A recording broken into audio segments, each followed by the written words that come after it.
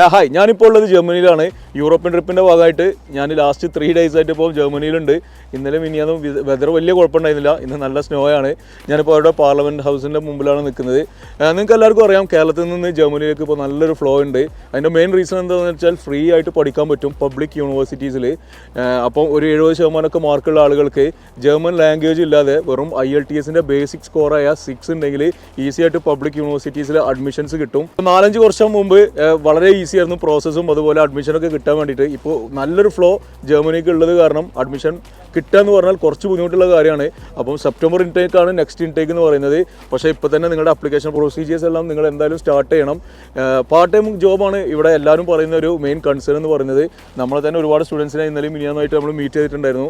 കുറച്ച് students still part ടൈമിന് വേണ്ടിയിട്ട് സ്ട്രഗിൾ ചെയ്യുകയാണ്. അതിൻ്റെ മെയിൻ റീസൺ എന്ന് പറഞ്ഞാൽ ജർമ്മൻ ലാംഗ്വേജ് ആണ്. നമ്മൾ അഡ്മിഷന് വേണ്ടിയിട്ട് ജർമ്മൻ ലാംഗ്വേജ് ആവശ്യമില്ല, പക്ഷേ ഇവിടെ ഒന്ന് സർവൈവ് ചെയ്യാൻ ജർമ്മൻ ലാംഗ്വേജ് മസ്റ്റാണ്. അപ്പോൾ നിങ്ങൾ ഇതിന് പബ്ലിക് യൂണിവേഴ്സിറ്റിയിൽ പഠിക്കാൻ പ്ലാൻ ചെയ്യുന്ന സ്റ്റുഡൻസ് ആണെന്നുണ്ടെങ്കിൽ ജർമ്മൻ്റെ ഒരു ബേസിക് ഒക്കെ നാട്ടിൽ നിന്ന് അറിഞ്ഞു വരികയാണെങ്കിൽ അത് ഡെഫിനറ്റ്ലി നിങ്ങളെ ഹെൽപ്പ് ചെയ്യും. പിന്നെ നിങ്ങൾക്ക് എല്ലാവർക്കും അറിയാം, സ്പൗസുമായിട്ട് ട്രാവൽ ചെയ്യാൻ പറ്റും.